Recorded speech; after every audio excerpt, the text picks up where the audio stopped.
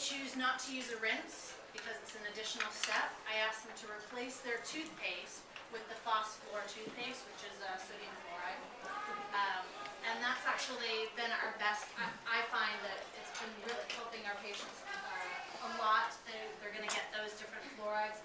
The stannous fluoride is primarily found in Crest Pro Health. I find that it's bitter and a lot of kids don't like the taste of it. The sodium fluoride you can use like your gel cans or any of these over-the-counter toothpaste have them in there too. Like I said, we use the APF, the phosphor. For our patients that choose not to have fluoridated products, Burt's Bees. If you haven't tried it, you should try it. It's really amazing toothpaste. It tastes really good. It foams up nicely. And their main product is like cranberry extract, which has been shown to be anti-cholestatic. So, and then of course there's Tom's of Maine. Tom's of Maine does have fluoridated toothpaste as well. So just have them, they'll want to look to make sure they get one that doesn't have fluoride. And then of course there's the MI paste. MI paste I think is really great if you start to see those white spots. The biggest concern I have with MI paste is a lot of their studies are coming from within the company. So they haven't had a whole lot of studies that are based, like university studies that are truly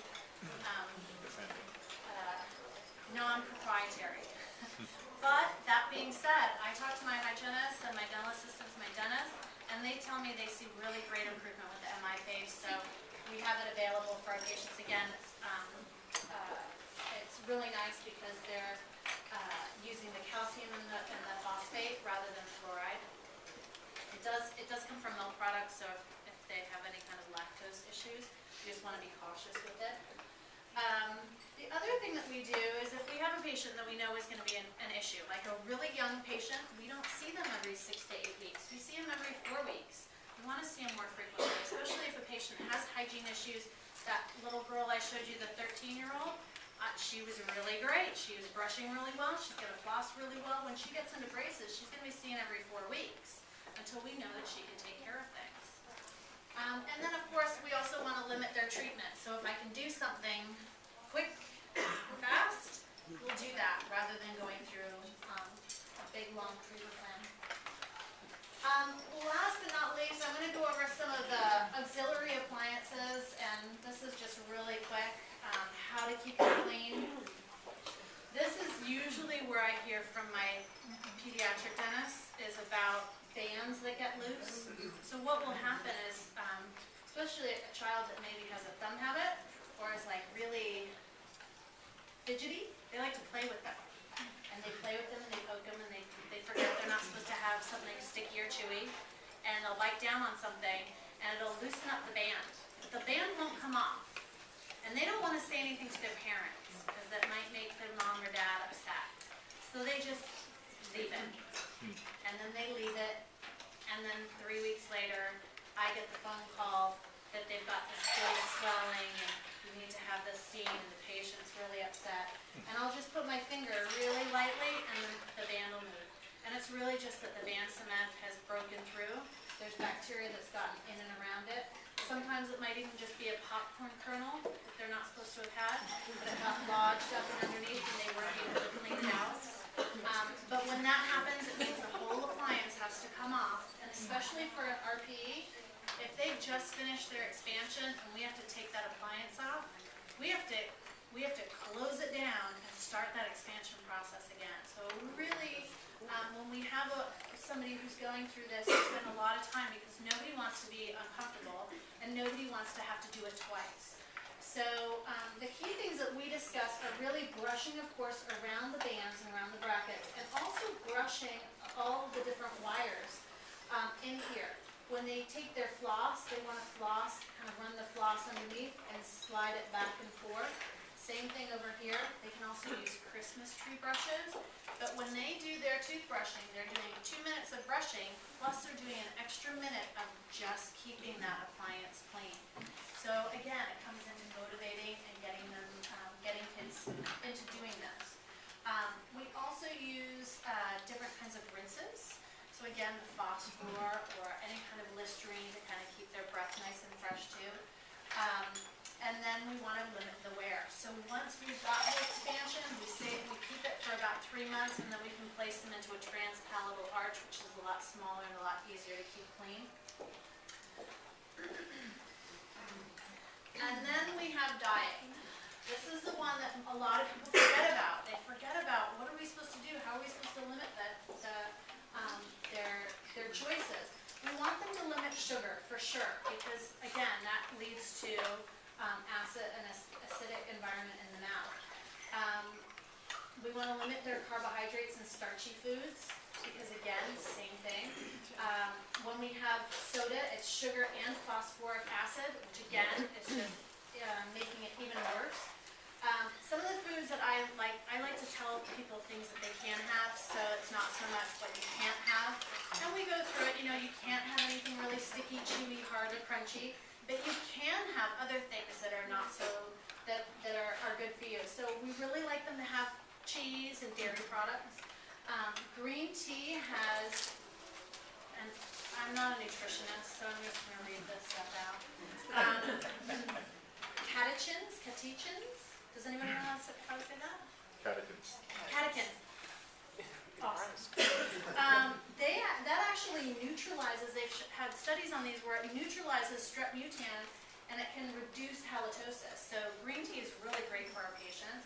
Hence, did they not put green tea out for you guys? Kiwi fruit is actually really high in vitamin C. It's the fruit with the highest amount of vitamin C, which seems odd. We all think of citrus fruits. But kiwi's high in vitamin C, which again is really great for collagen. Shiitake mushrooms has lentinan in it, and that along with the wasabi that has the isothiocyanates in it, they are really good at inhibiting the growth of strep mutans. So those are all things that I really, when I'm talking to my patients, I tell them these are some things that are really helpful with their hygiene. Last but not least, every single patient gets to hear my lecture on water. I spend about 2 or 3 minutes while I'm putting their braces on, telling them about how fantastic water is. That is just, I can't stress it enough. It's so good for us just overall, but it's really good for them when they get their braces on initially. It reduces their inflammation, it reduces their pain while they're, or discomfort when they first get their braces on. And of course, we do require all of our patients to see a dentist at least twice a year. I recommend 3 times a year, but a lot of insurance plans aren't covering it and their parents don't want to pay for it, but at least twice a year. We do not start patients unless they have a dentist of record. So what happens despite all of these good intentions? What do we do? And this is a very highly personal for me, because I don't like to see my kids coming in with white spots. And I certainly don't want to hear from my general dentist or my specialist calling me and saying that my patient now has all these white spots. Look what you did. And it really, I don't want to go there, but there are times that this happens. And our question is, do we just debond them?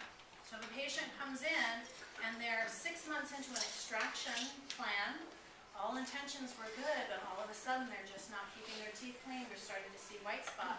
Do we debond them? Not close up those spaces? Not finish treatment? What if they're really close to the end and all we're just doing is finishing? Do we debond them then? One of the things that I like to do if I start to see it early on is I remove their appliance, or I'll remove their wires, and I let them go. They got to come back in 10 days and they got to work on their brushing and oral hygiene. If they can, I like them to see their dentist at that time, but if they can't, we at least get them back to baseline before we go any further. We like to take pictures of those things too, so it goes in their chart, so if anything ever comes up, we have pictures of them when we've taken their wires out. We also do varnish application, so if we know we have a high-risk patient, we know we can't really modify the treatment plan or the products that we use, we'll also do varnish applications in the office. Again, more frequent dental visits. And then we have some different at-home kits that we can use. Again, we can use gel cam or the MI paste. But one of the products that I get from Opal is this floor opal. It's a tray that has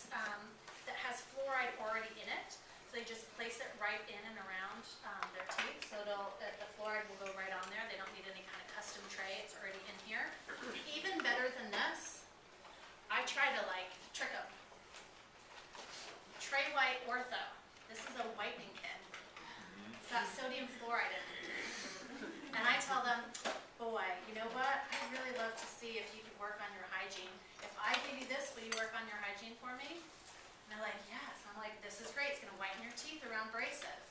There's not going to be any squares at the end, but I need you. You got to do them. You got to do all 10 of them. You got to do 3 now. I'm going to have you come back and you do 3 then.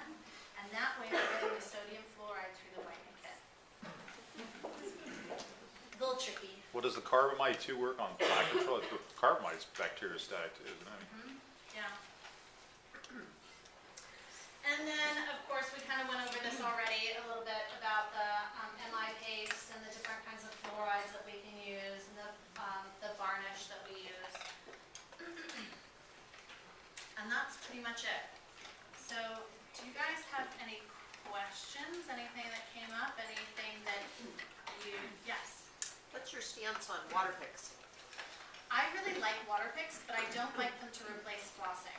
And I get a lot of patients that will say, well, I'm using a water pick instead of flossing. And I just don't think it would be great for appliances, for sure. But I don't think it replaces flossing. Yeah. When you use a fixed 3 to 3 lower, retainer, how long does that have to stay? I advocate initially, it depends on the age of the patient, but if I have a teenager that comes in and they're going to be debonded, that's our kind of #1 go-to retainer is a lower bonded 3 to 3 retainer.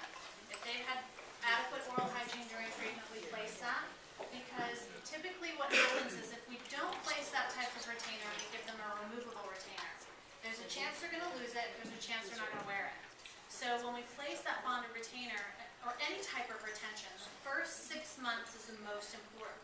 So bare minimum, 6 months. I would want that bonded retainer on there for 6 months, because I want to make sure that what we just went through for the last 1.5 or 2 years is actually going to stay. Now, if they decide to have that removed, we can remove it at 6 months, we can remove it at 5 years, we can keep it on forever. As long as they're keeping it clean, we can keep it in there. But if they're not keeping it clean, I highly recommend having it removed and when they go into night retention, which is after about 6 months. That would be my protocol. But at the end of treatment, we give our patients actually a form to look at. It has the pros and cons of all the different types of retainers. And I just tell them what I think is going to be the best bet for them. I've known them for 1.5 years. I can see how responsible they are at that point. We typically do an upper clear retainer and a lower bonded. When they go on night retention, it's usually not a problem. We follow them for about 15 to 18 months. At that 15 and 8, when they're getting ready to be dismissed or graduated, we highly recommend wire and acrylic retainers. And I know that sounds strange, like why don't you just do that in the beginning? But the wire and acrylic retainers, you can still have some wiggle room. Those teeth will still kind of rotate because the wire doesn't match all the way around the tooth. It usually has 1 or 2 points, which means that the tooth can rotate. So if you already have a patient that's had a lot of rotation in their lower front teeth, you're going to get it back. It's going to come back. With a clear retainer for the top, if they don't wear it for a day, they can pop it back in and remove those teeth back where we want them to go. So everybody, I think you could ask 10 different orthodontists, they'll give you 11 different opinions about retainers and what you should wear and how you should wear it. But that's the protocol, that's what's worked best for me.